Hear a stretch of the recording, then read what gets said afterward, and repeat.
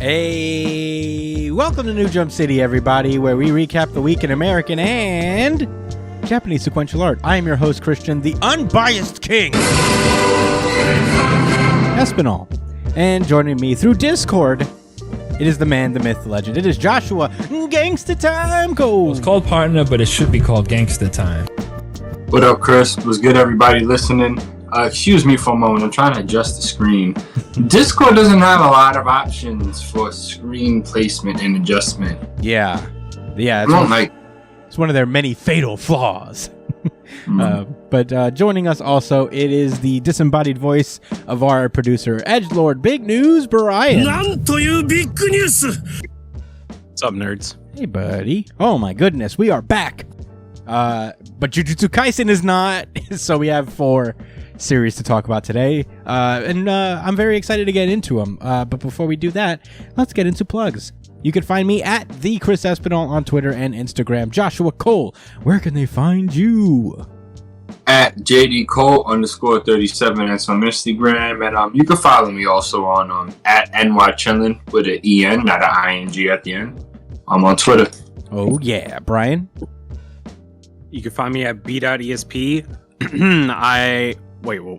Whoa. You can find me on Sorry. Whoa. You can find me at b.esp on both Instagram and Twitter. And if you ever want to catch me when I'm streaming on Twitch, you can find me at twitch.tv/itspunchline. Oh, yeah. You can follow the show itself at New Jump City on Twitter and Instagram. Follow us on Twitter, especially because we do a really good chapter of the week poll every week.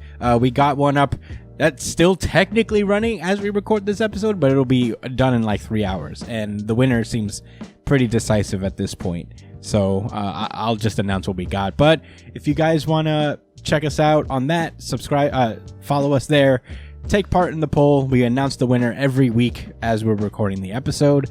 You can email us at newjumpcitypod@gmail.com with any questions, suggestions, anything you guys want us to talk about. We got an email last week, which was really cool. So please keep them coming if you got any questions and stuff. Or you can comment below under whatever video you're watching, whether it's the full version or the little highlight breakouts that we do every week for you guys. That would be super awesome. It's always nice to get a comment. People have been very nice in sharing their comments, their thoughts, and all that stuff. So let us know what you thought about this week's chapters in the comment section. And while you're at it, hit that subscribe button. Let's get it on with the subscriptions, guys. We are growing slowly, and I'm very appreciative for it. So if you fancy the show, subscribe, like, share the show with your friends. And if you prefer audio podcasts, want to take us on the go, you can check us out on iTunes, Spotify, Apple Podcasts, Google Podcasts, Pandora, wherever you listen to podcasts. We are on that shit. Check us out. And I think that's it for plugs. Without further ado, let's get into the show. One Piece. This is One Piece chapter 1040. Wasted words on young ears. We got another little cover title thing where it's just Yanji and Niji just like inside of Big Mom's book thinking about how they just got ramshackled by Big Mom. Yeah. That worked. Yeah, I do love that, like, the title of this is, like, Germa 66's an emotionless excursion. So, It looks like they're just going to be like, wow, that really happened. All right. I'll take That was an experience. Indeed. And we open up the chapter proper with Big Mom getting a ramshackling of her own. She's currently being blasted by Eustace Kid, who it turns out it's not like a cannon like I thought it would be. I thought it would be like just a cannonball, but it's a continuous laser beam, like a uni-beam that he's just shooting directly onto Big Mom. I wish I had a uni-beam sound drop, but we do not. Using like Iron Man special. Yeah, that's exactly what it was. The uni-beam. I didn't think about that last time. Missed opportunity. Yeah, next time. I mean, this probably won't be the last we see of Kid's uni-beam. Big Mom, to her credit, is just taking it. She's like, you brats. You think I'm just gonna take this shit? They're trying to like basically shoot her through the hole that Law made with his wile ability, I guess it's called. Yeah, and with her pure willpower and strength, she's holding herself from falling. she's holding onto the two landmasses right beside her, just like, you're not gonna get me, bitch. And she goes, all of Kid and Law's crews are just kind of like panicking, like, God damn, she won't die. And Kid is Big Mom says that, make your choice. You can select the fate you'll suffer the moment I deflect this thing back at you, because that's an inevitability. She's just gonna deflect it. And she says, you could give me 50 years of your lifespan, or you can keep it and serve me. Life or slavery. And Kaido's goons recognize this as the soul pocus, which is what she uses basically to people when she wants to bring them into her crew or whatever. She gives them a chance to choose whether to get their soul removed or to work with her. And as she's doing it, she's just like sucking the souls out of the surrounding goons, using that to power herself, which is, as one guy says, terrifying.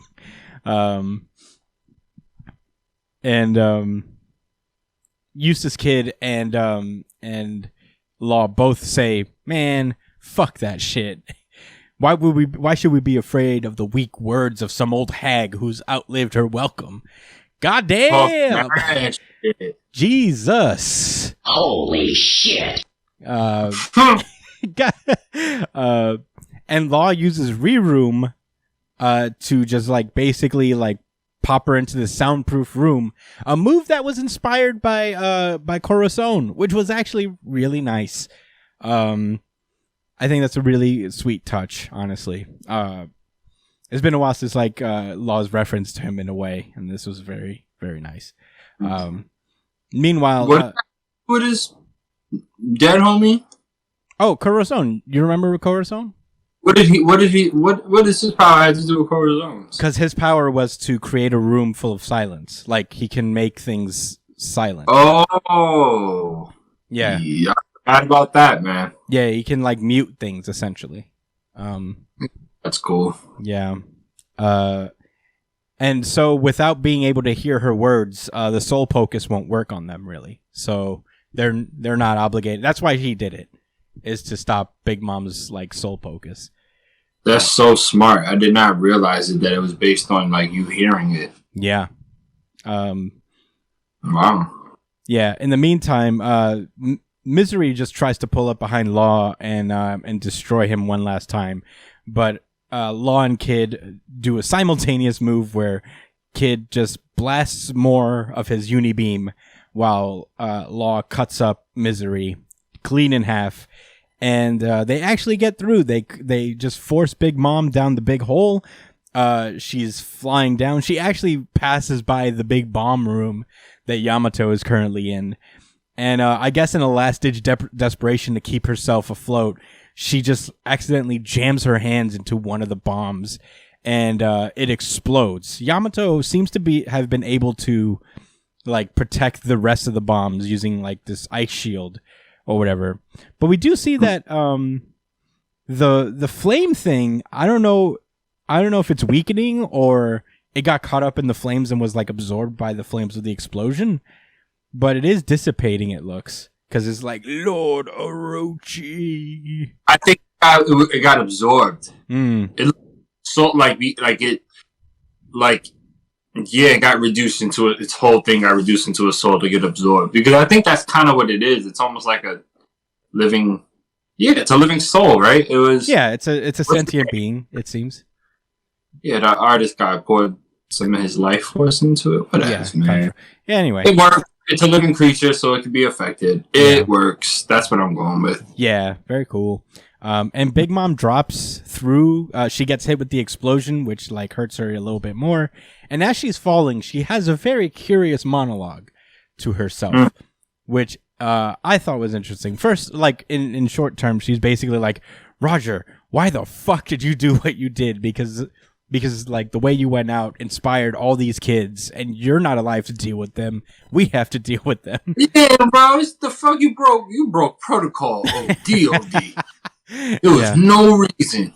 Yeah. And I think like this might be a conversation that she's remembering with Roger, because she's like telling Roger to tell her about the One Piece before they die. and she keeps asking, like, where is it? What is it? And then she says something very curious. She says some of it is in this country too, isn't it? Which I don't know if this means that, like, she's saying that part of the One Piece is in Wano, but that is crazy if that's true. But anyway, she falls through and... Yeah, all right, well, I'll address it later. Yeah. She falls through the hole, and she nukes, like, down below, but she does say that don't assume that this will kill me, as she explodes, and the official winner of the battle of the performance floor under the dome is Eustace Captain Kidd and Surgeon of Death Trafalgar Law. And that's where this chapter ends. And with that being said, let's throw it over to thoughts. Josh, what did you think about this chapter?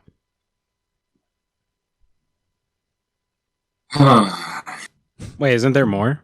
No, that's it. Oh wait, there is more. Wow, my bad. JK, there is more.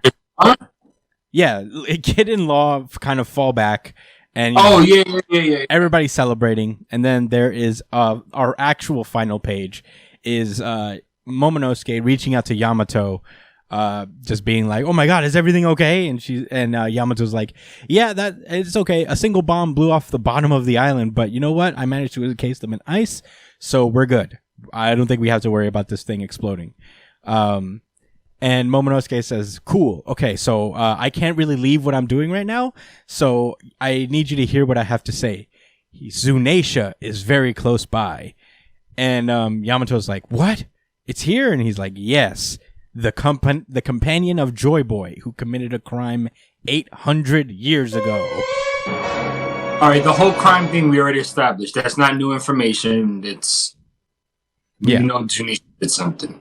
Yeah, and it's just a lot of right, and it could be a crime based on, you know, how we look at it and interpret it. Like from whose perspective is it a crime? Yeah, from the world government's perspective, you know what I'm saying? Then that's not really a crime. It's probably just some shit they didn't like. Mm-hmm. But with that being said, corruption vibes. Yeah, corruption vibes. Let's throw it over to thoughts. Josh, what did you think for real this time? All right, no, for real, what I thought, I was impressed by Law and Kid, I guess. I mean, it's just weird seeing Big Mom get taken out. I liked what she said at the end. It made me feel like she lost the fight, but she's not dead. That's cool. I like Big Mom a lot. She's a cool character. I don't foresee her becoming a good guy, nothing like that, but man, I would not mind that. I think she can be redeemed. Her son Paraspero needs to die, though. Oh, yeah. There's no on that. Yeah, definitely. Nowhere. Was that all? So, wow, does this mean that Law and Kid combined are stronger than Big Mom? I guess. Officially? I'll say this, like, they didn't beat her. They, like, just took her out of the fight. They took her out of the fight. Which, you know, which is an impressive feat. She'd have somewhere to drop to, you know what I'm saying? Maybe they'd still be scrapping, you know what I'm saying? Yeah. Man, Law impressed me the most in this fight because I thought he was kind of like the glass cannon type of fighter where he had such a strong ability, but the drawback of it is that he can't use so much. Maybe he can't use it for so long, like the what do you call that? The Kakashi crutch, I call it. Because he's super duper strong, but you know, he doesn't have enough chakra like in the Chia to keep spamming the moves like them. So, you know, it's like a cool limiter. No? Yeah. I thought that was just like, okay, it makes sense. That's the vibe I got from Law, and that's not the case. He's a fucking tank, apparently, who can take repeated hits from Big Mom. Right on the fucking dome. I mean, whatever. It's One Piece, I guess. Everyone's a tank until they're not. I didn't think this was the greatest fight ever, which is kind of disappointing because I like Big Mom the most out of all the emperors and stuff, even more than Red Hair himself. Oh. So, you know, we'll see what more she's going to contribute to the story. Congratulations to Law and Kid. Kid, I'm just not impressed at all. I really like that laser beam though, but I think he's need to see more from him too. I don't know. Those are my thoughts. Yeah. I don't know. I guess Preston and Zunisha. Kind of sucks. We're gonna have to wait 2 weeks though. Yeah, I don't really have anything in depth to say about it. It was a cool fight. I think the way they took her out was super situational, which, you know, I think has more to do with the plot than Oda trying to make things look cool. So we'll see where this goes. Brian, well, do either of you guys have any specific rebuttals to the vague mess I just spilled out of my mouth? Or do you have any unique thoughts, Brian? I loved this chapter very much. It was awesome. I liked it a lot. RGC. Definitely RGC. Whoa! For sure. Certified RGC. Certified RGC. Certified RGC. What really made this chapter for me was Big Mom's like internal dialogue while she was falling down. That moment there it just made me feel so fucking hype. I don't know why, but her like talking to Roger, like, look at what you did. Like that shit. Like she's more mad at Roger than Kid and Law in this moment. Like it's like Roger was the one that fucking beamed her out of Wano. That's what it felt like. Like his will was so powerful that it sparked a fucking laser beam to knock her down like 20 years in the future.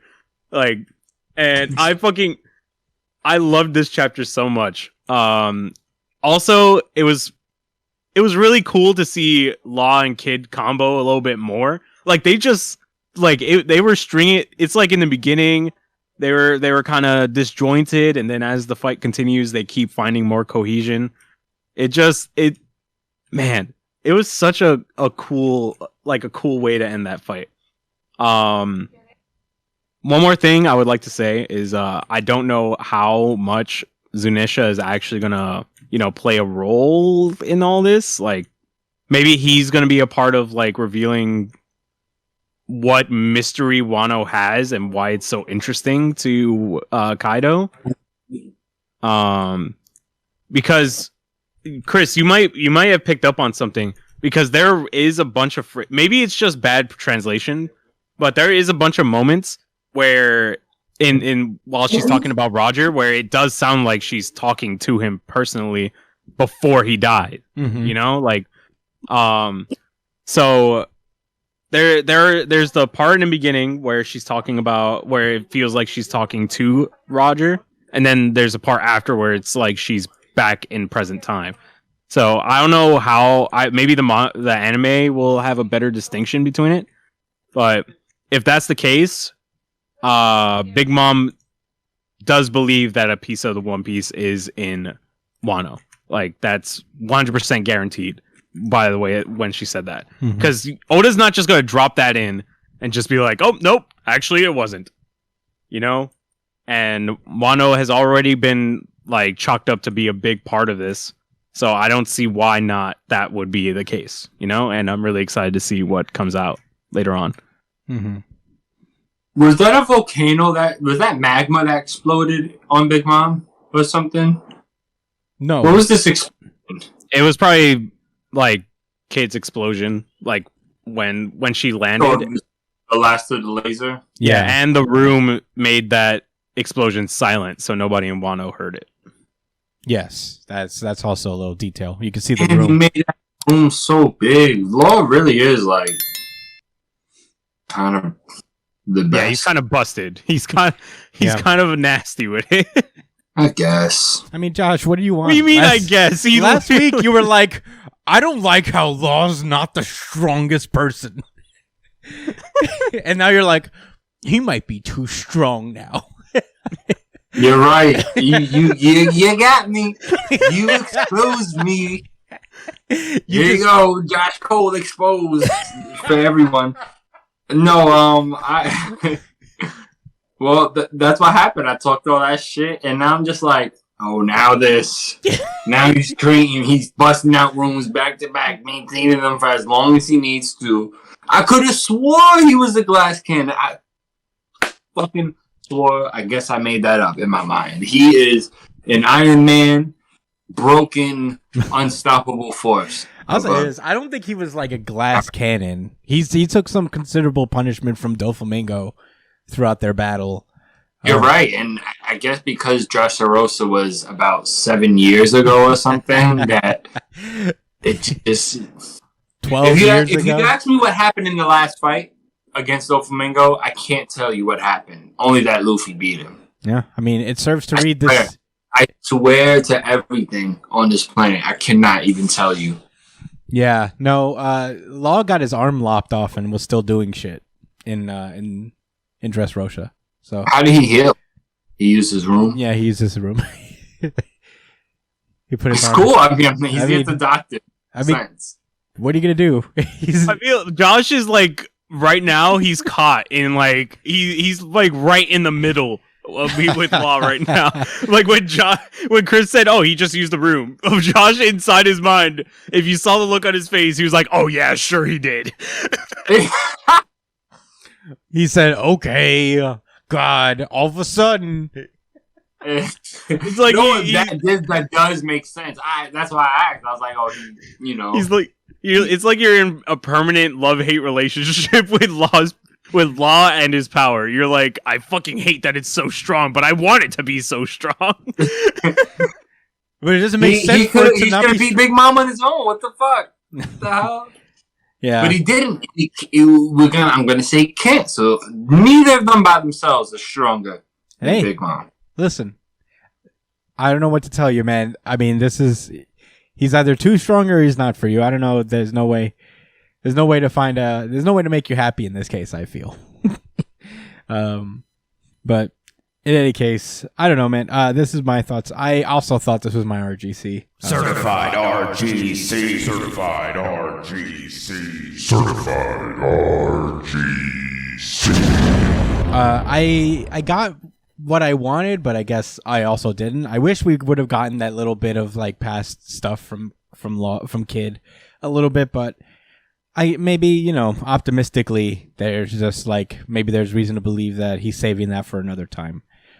Because I guess like a flashback now would be like kind of a stop in the pace, and we have to keep this moving along. I feel like Oda's like, we got to keep this moving along. That's I'm sure the anime will flesh stuff out since they need to. They have no choice but to flesh this out because they're like there. They're like this close constantly. So the anime and the manga are going to be switching spots for this one. There's just going to be an extreme amount of over-explaining in the anime and a very little amount of explaining in the manga for now. Yeah, but there's a lot to love in this chapter. Like Big Mom they managed to like defeat Big Mom without making her look like weak. And I do think that she's going to show up in Elbaf. I think that's why, in particular, they didn't defeat her here. Is Oda still has utility for her down the road. So, and Oda never wastes anything. You know what I mean? Like, he brought back Full Body a couple of times. We've seen Django, the hypnotist, a couple of times. He uses the whole animal of his story. You know what I mean? So, Big Mom will definitely be back to play significance in Elbaf, especially since she has unfinished business there. So, giant. But he needs one. Yeah. That being said, Big Mom's defeat, I guess, quote unquote, lack of a better term, was cool. I love when like Oda is the best at just like teasing his world building. Like this little monologue at the end, although it's like a little like awkward because I think she shifts between like a conversation she might have had with Roger and just like her thinking now in the present. That's just kind of cool, I guess. Just the little like hints and teases at that. There's the stuff with Zunaisha. I don't know what the fuck that's about. I can't fucking possibly even make a guess remotely. So that's going to be cool. I like that little moment with Law. It was such a quick little non-over dramatic moment that they didn't make, where he used Re-Room as a silencer, just like Kuroson did. It was a nice little callback to him, because Oda never forgets anything, or to tie anything to something back to 1,000 chapters ago. So, yeah, I respect it. Thanks for people like you and others for doing God's work and rehashing old One Piece lore and events. It's my favorite thing. It truly is my favorite thing to do. BT Dubs, this is I had to do this retroactively because I realized I didn't have an RGC for this week. I didn't decide that yet. Oh my god. It's a process elimination one for this week, but I'm going to give it to One Piece. My god. And you know what? This is also the audience voted RGC. Oh shit! Never happens. The one time I didn't expect it. I don't have the... one spot, nigga. Yo! I don't have the harmonic convergence drop. What? I know. I'm very sorry. You did. I heard it. No, I only have the unified. I'm very sorry, guys. I'm a failure. You know, Chris, you're a very hard worker and all that. And you sacrifice your blood, sweat, and tears for this podcast. But God damn it, you've disappointed the people. I agree. To hear that. Hey, I deserve 1,000 lashings. I will. Nah, man, we're gonna be on next week, bro. We're gonna start the podcast with the harmonic convergence. Well, way to put me on a deadline. But until then, I guess I'll give it a unified RGC. Unified RGC. Unified RGC. Unified RGC. I'm full. +1 for me. +1. Yeah. I'll try to get it done next week. It like the idea I have for the harmonic convergence RGC drop is pretty complicated, so it might take me a minute. But yeah, that was it. This was a no-brainer, though. I mean, this, for what it's worth, it was kind of like obvious. Yeah, I mean, I'm not surprised by this at all. The other chapters didn't put up that much of a fight either. Yeah, I mean, it was. I guess we're gonna get into that, aren't we? Yeah, it was a pretty regular week in terms of. Oh yeah, something like that. Something like that. We had 2 transition chapters, but no, whatever. Let's get into it. All right, yeah. That was the RGC. You guys can vote on the RGC by following us on Twitter and casting your vote. We usually put the poll up an hour or two after the chapters drop on Viz's official release service. Support the official release, y'all. And let us know what you thought about this chapter. What did you guys think about Zunisha? Am I missing something in terms of Big Mom's thing? Did she really think that part of the One Piece is actually on Wano? That would be interesting to know. Let us know what you guys think in the comments below. And without further ado, let's move onward. My Hero Academia. Oh my god, let me switch to it. My Hero Academia. This is My Hero Academia chapter 343. It's loading, sorry. 343, Let You Down. All right. Let's get into it. Wait, what's the name of the chapter? Let You Down. Hey, Josh, settle down now. Wow. I'm going to write that one down. That's not going to be a title of the episode.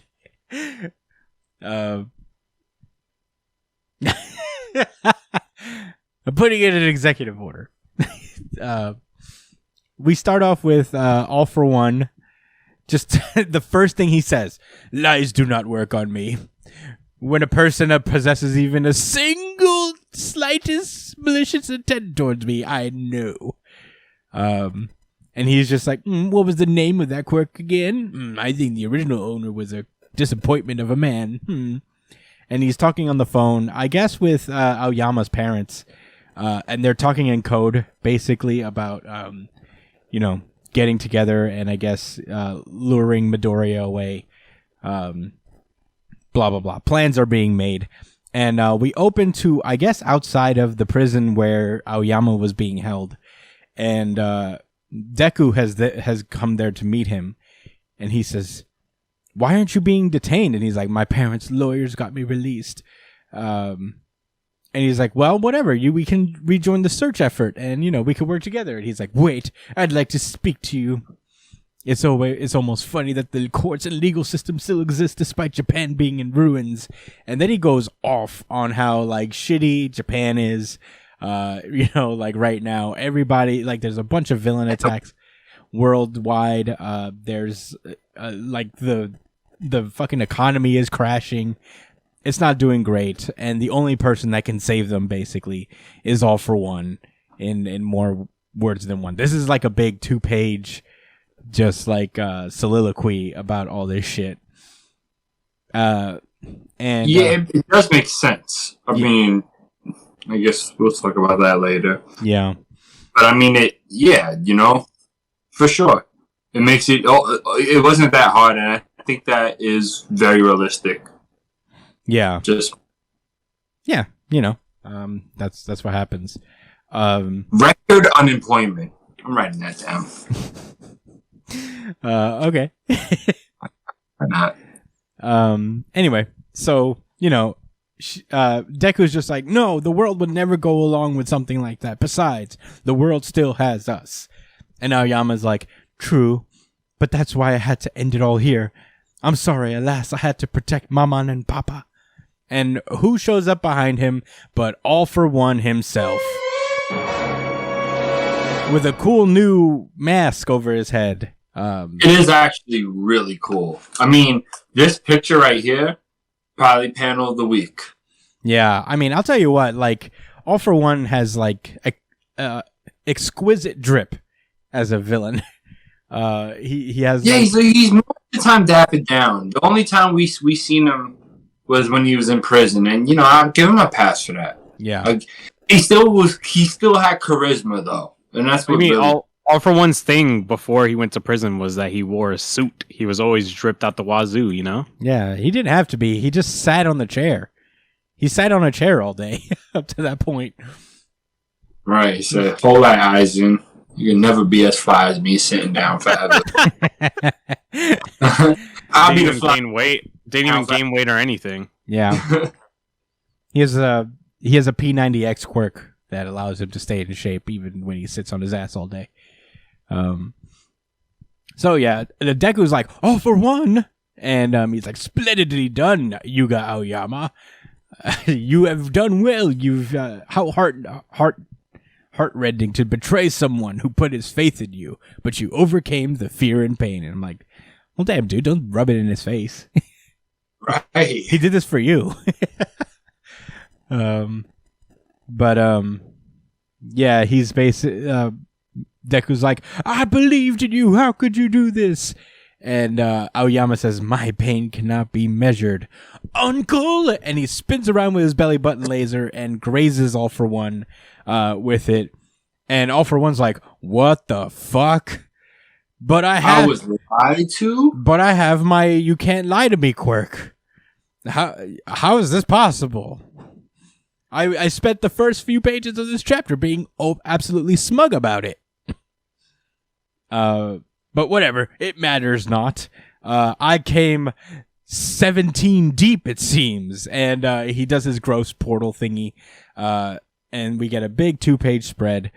After All For One actually indicates that I'm using my search quirk, and I can see that all the heroes are spread out across the country, and you'll be helpless without us. And that's when he summons his goons. A lot of the main villains are actually here. This is unexpected. Shigaraki's here even. Yeah. Some other people. Shigaraki, Dabi, some new folks, a bunch of Nomu. They're all here. And what's her name? Toga. Toga. Yeah. Yeah. But then Aoyama looks back at him and he's like, Maman and Papa told me something else. They told me that what you fear most of all is that the world learning that Japan isn't finished yet.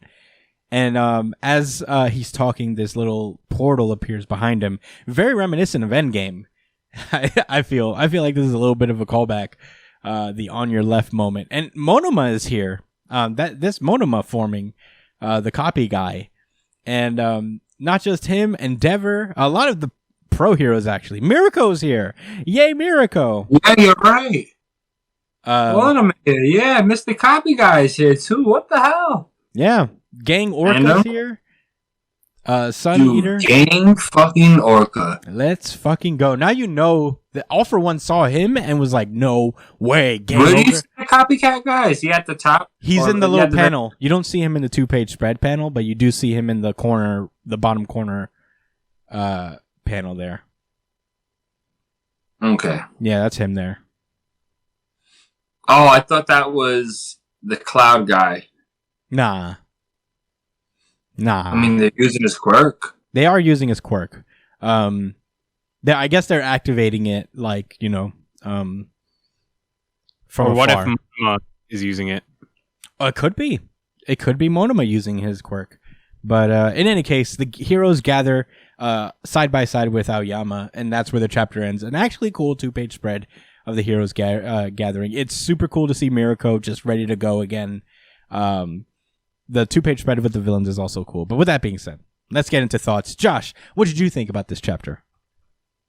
I guess what I really should respond with a question and say, what do you think that I thought? What do you think that I think about this chapter? You're gonna make me say it? You're gonna make me say that? No, how about you give one word? I can say that you thought this chapter was disappointing. What do you think, Brian? In one word. I'm going. I think you hated it, but you loved it.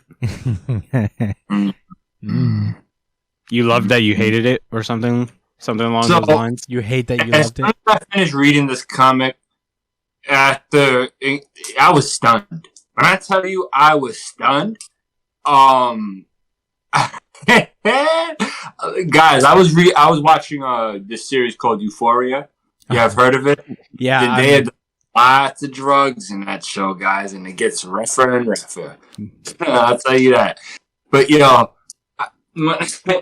I tell you, I done seen some crazy shit happen on the TV, and then the follow up was like, I kind of had it on in the background while I was reading my, all the manga, and like, I was stunned watching her turn into a fucking crackhead, essentially, or worse, a meth head, a real junkie, and then I see this happen, and I'm way more stunned than the real. I really thought that, wow, what's going to end first? Undead Unluck or My Hero Academia? This is going to be very interesting. We're going to have to completely change our lineup. Remember the dude that asked for the X books? We're going to have to replace manga with a few of these X books for a little while. Because everything's about to end. Except for One Piece and Jujutsu Kaisen, apparently. My Hero Academia, Black Clover, and Undead Unluck. It's like Horikoshi was like, I will not be undone by my predecessors. I will prove that I don't give a fuck about my series anymore and I'm ready to end it. More than anyone else, I will break the hearts of more people ever in the history of manga writing. That was my thoughts in this chapter. I have no other details to give because it was complete bullshit and I can't believe it's... You know what? It'd be really nice if, like, in the next 2 chapters, he just did a whole bunch of setup that led to these moments, but, like, they're all teleporting in for a clash. What more can be said? What planning or lead up? I mean, it was shown. I'm gonna set him up. And he just completely, like, son, this villain that was on such a pedestal. Like, All For One's looking real corny right now to me, man. He's acting very cliche, very, like, you even gave him the voice. You ain't never give him no sarcastic, dickhead, bad man, like bad guy voice. Maybe you do the distinguished gentleman thing, but I felt the whole, oh, I'm this kind of bad guy vibe when he was narrating him. And I thought it fit, man, because it's like, bro, you're corny. You've been downgraded to Count Chocula, essentially, at this point. Like, and Shigaraki's coming out too in the portal. Like, what's going on? I'm stunned, yo. I'm fucking stunned. Yeah. That's all I can say. Well, Brian, what did you think about this chapter? I like this chapter. What? No I way. did not love it. I only hated it, Brian. I'm sorry. I like this chapter. Now that I'm thinking about it, I feel like what's his name might have been able to trick All for One. What's his name? The Aoyama? No, the lion guy. Not the lion guy. The guy where like, damn, what's his name? He's like the new Aizawa. What? The voice The new person? Aizawa? Yeah, the The voice guy guy. who gives brain control commands. Yeah, exactly. Oh, that guy. Shinso. Yeah, I think Shinso. Ah. I think Shinso was the one who was on the phone with All for One, and he was the one who tricked him into believing that it happened, and into believing this. He probably used his mind control quirk when All for One responded to him on the phone to believe everything that he said, you know? And I think that's what caused it to happen, because you can't really lie to him. Like he said, you can't lie to him. No, even if you're a really good fucking actor, you can't lie to him. So it's either Aoyama is the greatest fucking liar to ever exist in all of mankind, or Shinso was the one who tricked him, which I think is pretty valid. Well, how though? How could he trick him? Because Aoyama was on the phone with him. Exactly, but he has that mask that lets him mimic people's voices. Mm-hmm. So all he needs is for you to respond to him Yeah. to get the mind control off. Yeah, that's a possibility. But how did he do it? How did he get his? He was like, is it a Bluetooth situation? Is he like three-way calling? No, they're showing the panel of him talking, but that could just be just a setup or whatever, like a little misdirection. You know? Like it could just as easily be somebody else on the phone instead of him. And I think this is gonna end up becoming another raid arc kind of thing, where it's the heroes and the villains kind of trading blows and like strategy and stuff, because we already know what the hero's plan is. This is not going to be like an easy one and done arc, like a one and done chapter, like they're all going to scrap and it's going to be over, right? Like we know that they are setting up, they made a plan to separate all these villains. So yeah, all these guys are showing up at once, but they're going to be dispersed in some way. The heroes are going to try to find a way to divide them, because still all the heroes are outnumbered and they're not at advantage here, even with all this shit going on. So they're still behind, and All for One is not a dumbass. As much as he's portrayed to look like a dumbass right now, it's just not the case. This is the greatest villain of all time in all of Japan, maybe in all of the world. He still has a global influence, even though he's not left Japan. Like, this guy is not dumb. He's gonna have some shit up his fucking back pocket. And I'm sure he can handle adversity when it comes. So I don't think you should overreact yet. I'd give this like 2 chapters to really see how Horikoshi's gonna write it. Cause if it does end up being like a little half-assed fucking ending fight, then I'll own up to it. But I don't believe that All for One is gonna be bested like that. Like, he's just gonna roll over and lose. So I think it's gonna end up becoming some crazy shit. There's gonna be some crazy shit going on. People are gonna get separated, and the heroes are still gonna get caught off guard by certain situations, you know? So I'm looking forward to see how this goes. And I'm excited to see what people's roles play, like especially Mirio. I fucking love that guy. Yeah. Yeah, I have conflicting feelings with this chapter. I have to talk about it real quick. Oh yeah, go for it, Josh. Just literally real quick. I think there could be a myriad of reasons as to why he actually got tricked. You know what I'm saying? That I think the coolest result would be what you said, Brian, that he was like fooled by the mind control quirk, whether it was him or indirectly, maybe he mind controlled Aoyama, so he believed what he was saying was the truth. Oh, I didn't think of that. There's a lot of different creative ways he could have went about it. That makes sense, and bro, I don't have an issue with that at all. My issue is the same thing that I've been talking about for the last few months, which is Jesus Christ. Why are we at this final battle right now? Even if it turns into an arc that lasts for until like the summer or something, you know what I'm saying? Which I think is really overestimating how long. No, that's not true. One Piece arcs last year, so whatever. I feel like things just happen a little too fast. I also just don't care for Aoyama being redeemed as a character right now, because again, even with the little bit of development he's been going through so far, he's just not that impactful of a character for me to care about his redemption. I'll be honest, I was really excited when I seen All For One pull up, because I thought, wow, Aoyama really did betray him, and I would have understood, because he was like, you know what, look at society, y'all niggas about to lose, I'm gonna make sure we're safe, I'm sorry. I thought it would have been way cooler if there had been some adversity in that regard. Maybe a few people would have pulled up to help and they would have been able to get away for All For One. Or maybe Midoriya would have been able to beat All For One and they would have took out Aoyama, and then that would have left Shigaraki to his own devices to develop. You know what I'm saying? I don't know. This is more of me kind of dictating what I wish I wanted to see, I guess. But man, I just feel like he keeps doing all the things I don't want to see happen. I just would have been way more interested had this went about differently.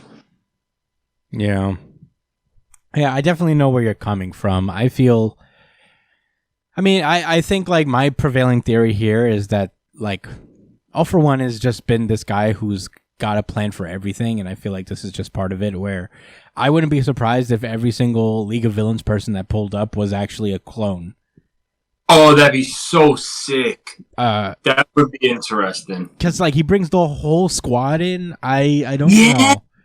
I don't know about that. I feel like they built up Toga having twice his blood, for a reason, obviously. Right. So I think that's what's going to happen. I think at some point it's going to be discovered that these are all clones, especially since like Twice's quirk is that. Like his clones are generally weak, so like if they're easily defeated, we'll find out pretty quickly. Yeah.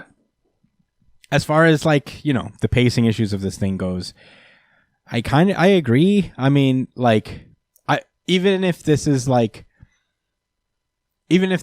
is more to My Hero Academia after My Hero Academia, like a whole separate sequel series, it feels like just like. Why are you in a rush to get to it? Like there's not the same amount of care and love that is shown that we've seen from earlier My Hero Academia, and I think that's missing a little bit. So yeah, I mean, I'm not going to echo so much, what was saying, because we say it every week, but yeah, it is just like it's a rough thing to go through, and it happens all the time. But there's cool moments about this. If we don't actually know what's going to happen as far as, what this all means. I feel like this is moving very quickly on purpose. So, I trust enough in Horikoshi that this is definitely probably not going to be the final arc, just like this. This is probably going to be way more. I wouldn't be surprised if Deku is actually taken at the end of this, like the villains win again this time. But I don't know, man. I feel like the bigger plan is that Shigaraki, that All For One is just focused on getting Midoriya more than anything, more than defeating any heroes that might pull up. The main focus is to just kidnap Midoriya. But yeah, I don't know. It does feel a little like, impersonal this series has become. It's like very all about business, except for last chapter where we got a little bit of a heart-to-heart with certain characters. And I don't know how I feel about that. Maybe it's because I am too close to these characters that I'm like, I do want to see more from them, you know? Specifically, not Aoyama, because I do also agree that Aoyama, I'm like, I don't really care one way or another whether Aoyama is redeemed or not, because he's just like not that big a character, and they haven't really made a point to make him like a big part of the group. Yeah. But that being said, I mean, that's all my thoughts. I thought this was like, this chapter didn't really make me upset because I'm kind of used to it by now, but we'll see where it goes. I'm willing to give it that like 2 chapters to like kind of show us what it's about, because I don't want to like make these big generalizations up top in case I'm wrong, which I feel like I don't want to be wrong. But anyway, any rebuttals to that? Brian? No.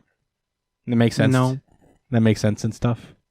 Yes, I'm very. With all that, with everything I said, I'm still hoping for the best. I mean, yeah. I think it works to heart, Brian. Yeah. Things can still work out really cool. A lot of cool plans can still go down. Definitely. I'm very confident in my boy Horikoshi. Yeah, you're still got. I'm glad you. Someone had to be. Hey, you're buying the dip, bro. I'm proud of you. Diamond hands. Oh man, you are buying the dip. I'll tell you what. I'm still highly under the idea that My Hero Academia is gonna have a sequel series past Academia. Yeah, like I'm 100% still on board with that, which is why I'm not upset about the pacing and shit. I mean, yeah. I mean, even so, even if it is, I'm still like, all right. Like, there's a way to do a sequel series without like fast forwarding through everything you're doing right now. You know, I don't know. I feel like he's just bored of the series being in Japan. That's what I feel like. I mean, if that's true, then that's like kind of sad. You know, like that. I mean, you know, you could if that because the thing is, I believe that. I believe Horikoshi's bored, and that's not fun to read. You know, it's not. I wish it didn't come down to it. I feel like we, the fans, did that to Horikoshi. I don't know. Maybe he could also do that to himself. Sometimes the creative process is that you're part of something for so long that you want to like move on to the next big thing, which in this case I guess would be a sequel series, but that's also just conjecture at this point. But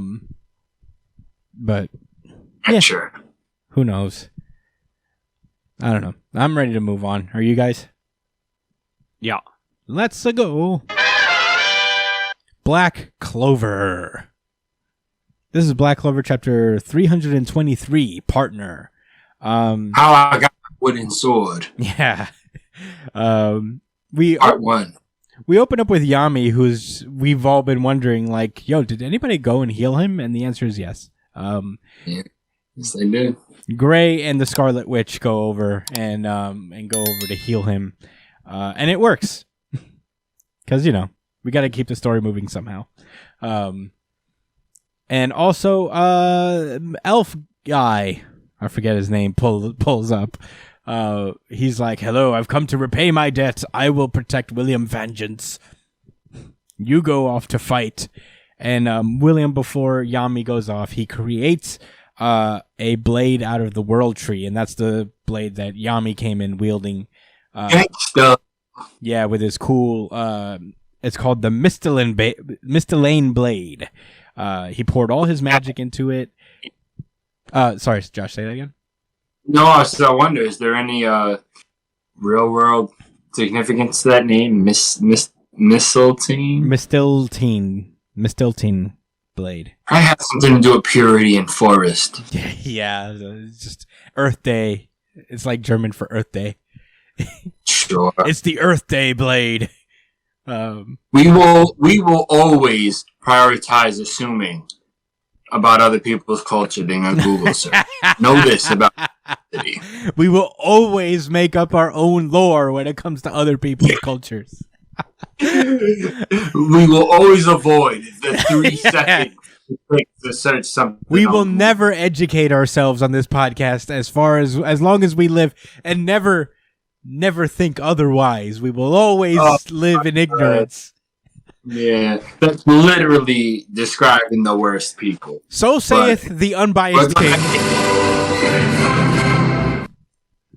We will live in ignorance. But with that being said, yeah, Yami's got a new blade. We cut back to the present where we last left off. Lucifero's like, the dark magic user. I'll take you on later. And he punches the shit out of Yami away, like sends him flying. He takes Morgan with him. And Asta's like right behind him, I guess, getting ready for a strike. Lucifero's like, not today, little boy. But who pulls up to save him? It's Zeno, I think his name is. It's been so long I forgot, but I love this guy. I will say that. The Ash guy. He's awesome. One of my favorite characters in the series. What is his name? Zora, sorry. Zora. Zeno's the other guy. Zeno's the bone guy. Yeah. Yeah, Zeno pulls up with the Narrow girl and the Scarlet Witch's cat, which is pretty cool. They come in and they activate a trap card, which is cool because that's like that's this guy's thing. It's trap. Teleporting Calcos. No, what? Remember Yu-Gi-Oh? Remember that shit from Yu-Gi-Oh, bro? The blue seal, the blue circle thing. Yeah. The seal. I'm gonna Google that shit. Actually, that's what I'm gonna prioritize my Google search. Yeah, for. I mean, it's manga stuff. We always Google that. We always do our weeb research, but nothing else. We'll afford no learning about anything else. So yeah, they buy some time. It turns out. Noct is like, you need to get out of here, and Yami's like, what? I just Seal of Orichalcos. The Seal of Orichalcos. I got you. Hold on, I got you. Give me 1 second.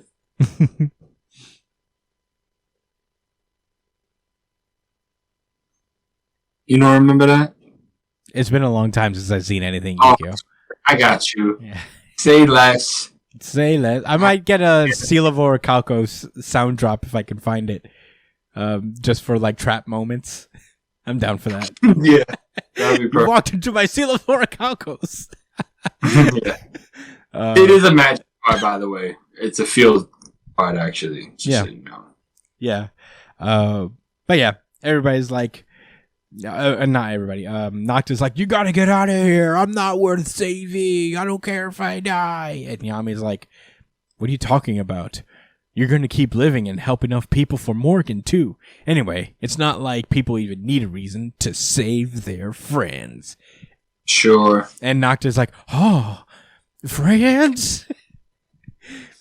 Even though I've worked with you for years, I'm surprised by the fact that you call me your friend. Yeah, it was a little extra. But, Yeah. You know. And Nocta's like, you're too old to be talking like a kid, Yami. They technically haven't had a moment to talk in the midst of all this crazy shit that's been going down. I mean, he pulled up right after... I mean, not pulled up right after Yami got snatched up, right? Yeah. Yeah. Exactly. Yeah. It's forgivable. Yeah. I mean, the chapter pulls up. It ends with Yami and Noct standing side by side. True bro shit. And just being like, let's go have some fun with him. True bro shit. Right. And that's where the chapter ends. It felt like such a short chapter because it was. It's a 16-page chapter. One Piece was 15 pages. I feel like more happened in One Piece. There were a lot of big panels dedicated to the friendship of Noct and Yami, and I'm like, okay, Black Clover, we get it, your friendship thing, but I understand we're doing big moments here, but like let's keep it going. This is getting a bit much, but you know what? It's not a bad chapter by any means. Just not much is happening week to week, and I'd like for things to really happen now. That would be cool. But not much to commentate. It was, I guess, a sweet moment between Noct and Yami. So, Yeah. Any final words before we move onward? Nope. Transition chapter. It was cool. I like Yami's sword. So, What are you gonna say? All right, let's move on then. Undead Unluck. This is Leave a undead like or an unluck comment below. Whoa. This is Undead Unluck chapter 98 restart. I mean, we'll get into it later, but I don't know. The writing seems to be on the wall, ladies and gentlemen, in terms of the series longevity. But anyway, we'll talk about it. Last we left off, the world is ending. We found out they have 3 months before the world collides with the sun in a no-win battle that they've had essentially with the seasons, where it didn't really matter what they did. The apocalypse was going to happen anyway. So, they're just reeling from that. Fuko's ghost was taken away by the UMA ghost and the negator known as Unruin. So everybody's reeling their bag about that. Nobody's very excited. Andy's moping around trying to figure out what to do. And that's when Shen pulls up and is like, I'm sorry. If I were alive, if I had untruth. And Andy's like, it's not your fault, bro. This was an unforeseen circumstance. And besides, it's because of you that we were able to make it this far, because you recommended us to Union. So right. Yeah, very cool. Andy goes out and he meets the younger members of the Union, Chikara, Top, and Tatiana, and they're like, "How are we gonna do? How can we help? Let us know how we can help." And Andy just tells them like, "I got Mui working on it. We might be able to figure out their location soon. So don't worry about it for now." Top asks Ishin to make new armor for him, and that's when Andy pulls Ishin and Chikara aside and tells them to quit dragging your heels and confess to him already. And they're like, what? You guys got love interest. I know Chikara is looking at Tatiana. And, Top and Ishin are a thing, I guess. We couldn't really establish that because it feels like we're on our way out the door. Anyway. Yeah, man, we didn't know who Ishin was until, like 6 chapters ago. So, whatever. Yeah, these are totally relationships that you guys have developed and have been nurturing. These are totally real things that we've been building up. So you should go for it because you never know when your last day is going to come.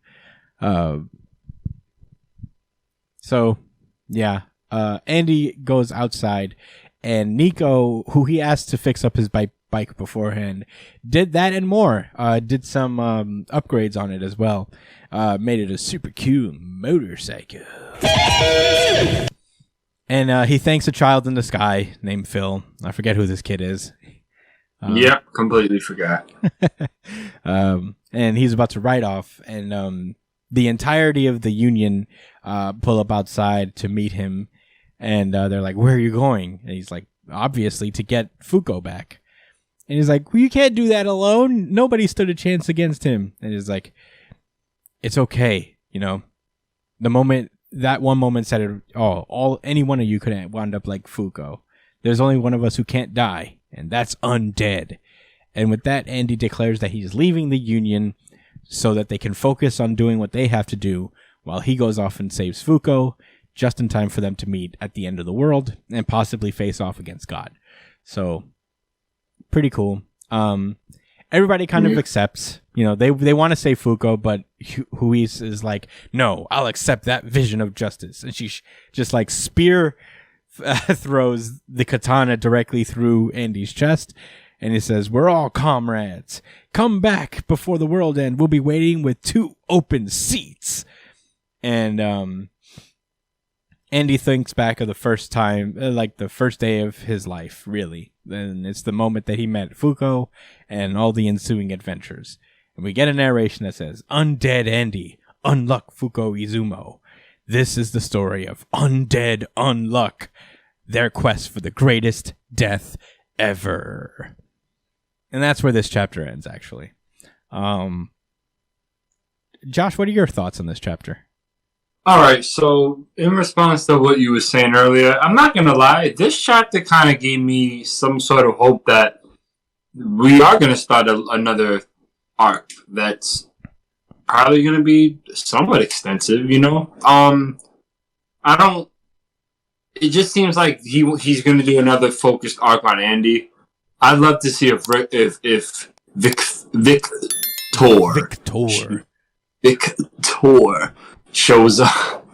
The reason we stress that word out is because there's like an H in there somewhere. Yeah, where it's really Victor, not spelled that way. It's just Victor, and I think the H is somewhere. It's somewhere in there, somewhere, and I'm gonna be extra about it every time. Anyway, so Victor, yeah, I hope maybe he pops up again, and there's like this real cool fight between Mr. Bloody and Mr. Zombie. Yeah, it was a cool chapter. Yeah, I hope that the other agents of Under have have their own things they need to take care of, and that we get to see it. I'm not gonna hold my breath though. Yeah, I don't know.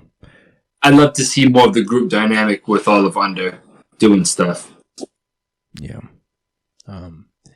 yeah. I mean, I say it somewhat in jest, but because obviously there's going to be a little bit of an arc coming up with rescuing Fuko from Unruin. But hopefully it's a better bit. I mean, listen, when I say this, I don't hope that Undead Unluck ends. I've just been reading Shonen Jump enough to know kind of when the series is wrapping up for whatever reason, whether it's canceled or, the series is ending. I don't know. It just feels like a lot of books are being set up to be closed. I mean, what do you truly think will end first, Undead Unluck or My Hero Academia? Well, typically I'll say this, that like when the series is canceled, I guess for lack of a better word, they usually give them at least 20 chapters to wrap it up. And given how I feel generous they've been with Undead Unluck, it might be more. I mean, there's definitely going to be this arc and then one more arc dealing with Ragnarok. And God. So, I don't think it's going to end next week or anything, but I feel like we're getting very close to the end. Hopefully this just means that like Shonen Jump is, even when a series gets canceled and proves to be somewhat popular, like middle of the road popular, like Undead Unluck has, that they won't just like let it cut off. They'll let the author get to a conclusion, albeit sooner than they wanted probably, but they'll let them finish to a degree. And I mean, I hope I'm wrong. Flame me in the comments, please, if you think I'm wrong, or if I turn out to be wrong, please flame me. I mean, I take no umbrage with what I'm saying. I feel like I see it, but I could be wrong, and I'd be happy to be wrong. So, let me know. I guess I'm just like preparing myself emotionally for when this series is not here anymore. I feel a little bit like what Josh feels. It's just like you can see the end of the road coming, like how Josh feels with My Hero, where it's like, what's going on? I don't want it to go. Yeah. It disengages you a little bit, but I'm praying to be wrong on both fronts, whether it's My Hero or here. I definitely think if there's the two, I think Undead Unluck would finish first, but who's to say? Because we're only 98 chapters in, we're already at the end, and I feel like it was supposed to be way longer than this. Yeah, I feel like it could have definitely been. But there's something more that could have been a little bit more built up, but what you gonna do? Yeah, I mean, I'll take it if I'm wrong. All things said, I thought this chapter was cool. Had these little reminiscing moments. That's also the thing, is the constant looking back on what the series was, like through Andy's eyes, like, wow, this was a really crazy ride, wasn't it? Yeah, that was kind of a very finale. But it kind of seemed like he was reflecting on moments with Fuko. So that's why, again, it kind of feels like there's a little bit more meat on the bone stuff. We'll see. Yeah, we'll see. But, yeah. I mean, let us know what you think in the comments. Flame me if you think I'm wrong, but don't be too mean, because I do read these comments and it hurts my feelings. But without further ado, that was Undead Unluck, and that has been our show. Thank you guys so much for listening. Oh my goodness, we're back. It's a little bit of a shorter episode, but I feel like half of the podcast, the lineup was like not much happened in them, but you know what? It was still a good good week nonetheless. Let's wrap this one. You could find me at the Chris Espinal, Josh at JD Cole _37 on Instagram, NY Chillin on Twitter. You can follow Brian at b.esp on Twitter and Instagram. Follow Brian on twitch.tv/it's punchline. He plays video games. They're very fun. Email us at newjumpcitypod@gmail.com with any questions, suggestions, anything you guys want us to talk about. Or you can comment whatever you thought about whatever series that we talked about in the comments below, or any feedback about the show. Please let us know. We want to look for ways to make it better for you guys to watch and to listen. You can subscribe as well. Give us a subscription, please, if you would. If you like the show, that would be super cool. It gives me a little endorphin boost every time I see the numbers rise, so please do that. Subscribe, like, share, all that stuff. Subscribe to us on iTunes, Spotify, wherever you listen to podcasts. We're on there. And that's it. Thank you guys so much. I'm very tired. Take care. Stay safe, New Jump citizens. Peace out. Thanks for listening.